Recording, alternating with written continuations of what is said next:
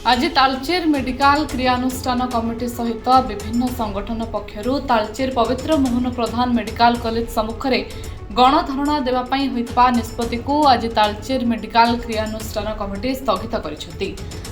सूचना अनुसार गतकाली तालचेर हिंगुड़ा मंदिर ठारे तालचेर मेडिकल क्रियानुष्ठान कमिटी को समर्थन करी विभिन्न संगठन यह बंद डाकरा को समर्थन करने को निष्पत्ति नहीं, किंतु गतकाली विलंबित राति प्रशासन पक्षर 163 धारा लगाई यह स्थगित रखा निर्देशनामा जारी करथिला।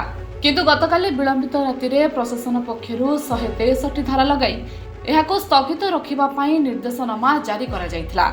सरकारଙ୍କର ଏହି ନିଷ୍ପତ୍ତିକୁ समर्थन जणाई तालचेर मेडिकल क्रियानुष्ठान कमिटी पक्षर आज हेबाकु थिबा आंदोलनକୁ स्थगित रखा कमिटी पक्षर सूचना दी। आगामी दिन में तालचेर पवित्र मोहन मेडिकल कॉलेज ठारे रोगी सेवा आरंभ न कले पुणी आंदोलन को जोरदार करने को चेतावनी देछि क्रियानुष्ठान कमिटी। तालचेर पवित्र मोहन सरकारी मेडिकल कॉलेज काउंसलिंग कमिटी तरफ तालचेर मेडिकल कॉलेज रोगी देखा सहित शिक्षा डाक्तरी शिक्षा निमित्त चालू करिया निमित्त उपजिला जिलापाल जरिया मुख्यमंत्री को दायीपत्र दि जाइथिला। मात्र मुख्यमंत्री तरफ बा सरकार तरफ हमको न रखा जाए आज से गणधारणा स्थल 184 धारा जारी कर बर्तमान क्रियानुष्ठान कमिटी तरफ गणधारणा स्थगित रखागला। किंतु तालचेर स्वार्थ क्रियानुष्ठान कमिटी तथा तालचेरवासी तार संग्राम जारी रखिबो।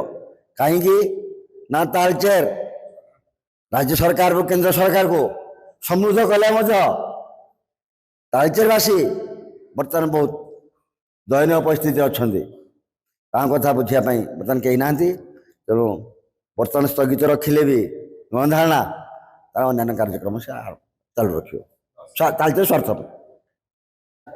देखते आज्ञा आम पवित्र मोहन क्रियानुष्ठान कमिटर मोजी संपादक विजय कुमार प्रधान गत काली आमर हिंगुला माँ को पीठ ठारे माने समस्त तालचेरवासी तालचेर समस्त पुरपल्ली बहुत संख्यार लोक योगदान करी आमर जो कार्यक्रम कि सफल करा तालचेर मेडिकल कॉलेज रे किपरि लोक माने रोगी सेवा पाई परिबे से विषय आलोचना पर्यालोचना होइथिला।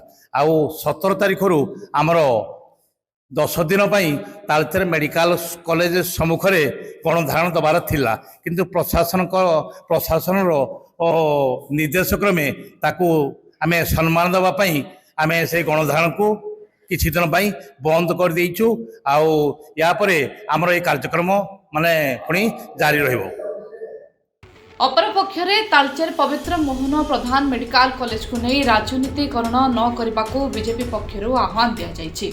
गतकाली तालचेर मेडिकल कॉलेज खूब शीघ्र कार्यक्षम होगा और रोगी सेवा अनुगुल को स्थानांतर करने को नहीं आज तालचेर मेडिकल कॉलेज सम्मुखें आंदोलन करने को नहीं तालचेर मेडिकल कॉलेज क्रियानुष्ठान कमिटी सहित विभिन्न संगठन पक्षर धारणा देवाक निष्पत्ति नियाଯାଇଥିଲା, जहां दृढ़ भाव में निंदा करिछि Talcher BJP.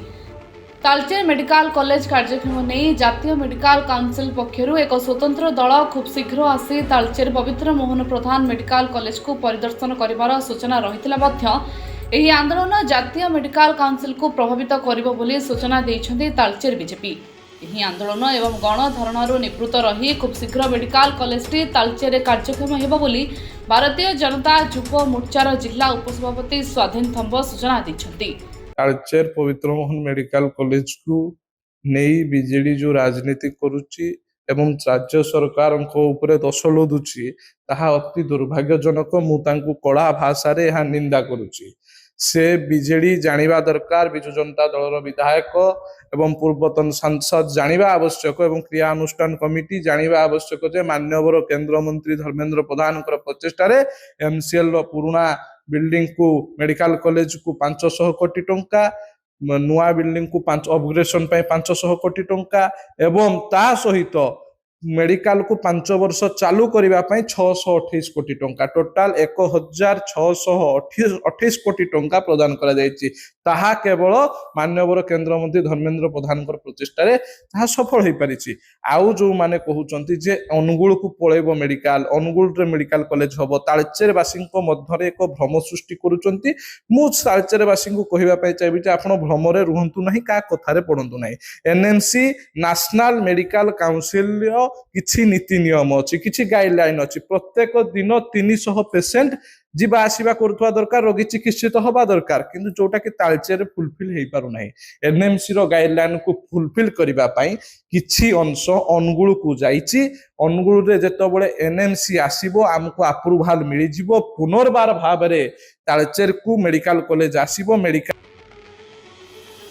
Bureau report, JBR समाचार।